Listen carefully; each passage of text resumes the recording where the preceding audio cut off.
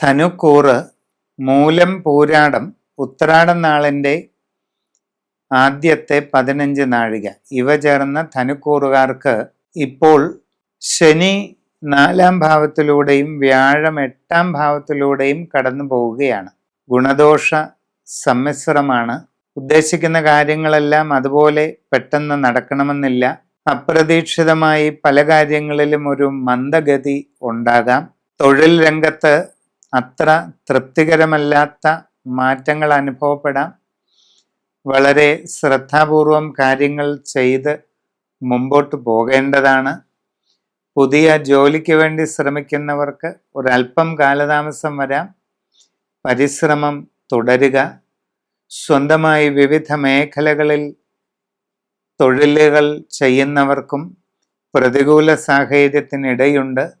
സാമ്പത്തിക നഷ്ടങ്ങൾ, കാര്യപരാജയങ്ങൾ ഇതൊക്കെ വരാം. ശ്രദ്ധയോടെ കാര്യങ്ങൾ ചെയ്ത് മുമ്പോട്ട് പോവുക.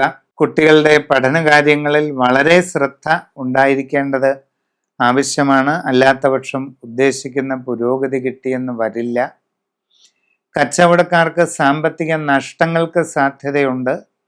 വളരെ ശ്രദ്ധയോടുകൂടി ഇടപാടുകളെല്ലാം നടത്തണം.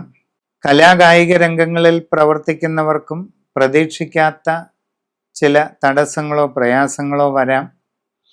പരീക്ഷകളിലും ഇൻ്റർവ്യൂകളിലും പങ്കെടുക്കുന്നവർ കൂടുതൽ ഗൗരവത്തോടുകൂടി കാര്യങ്ങൾ സമീപിക്കേണ്ട സമയമാണ്.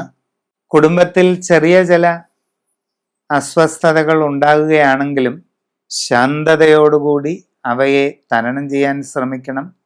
സംഭാഷണത്തിൽ നല്ലതുപോലെ കരുതലും മിതത്വവും ശീലിക്കേണ്ടത് ആവശ്യമാണ്. പുതിയ സംരംഭങ്ങൾ തുടങ്ങുവാൻ ശ്രമിക്കുന്നവർ തങ്ങൾ ചെയ്യാൻ ഉദ്ദേശിക്കുന്ന കാര്യത്തെപ്പറ്റി വിശദമായി പഠിച്ചു മനസ്സിലാക്കി തന്നെ ചെയ്യണം.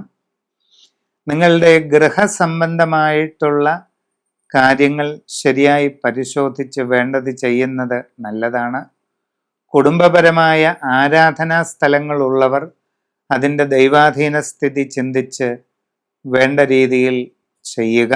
സമഗ്രവും സമ്പൂർണവുമായ രാശിചിന്തയിലൂടെ ഉചിത പ്രതിവിധികൾ കണ്ടെത്തി അത് നടപ്പിലാക്കി മുമ്പോട്ട് പോയാൽ നല്ലതാണ്.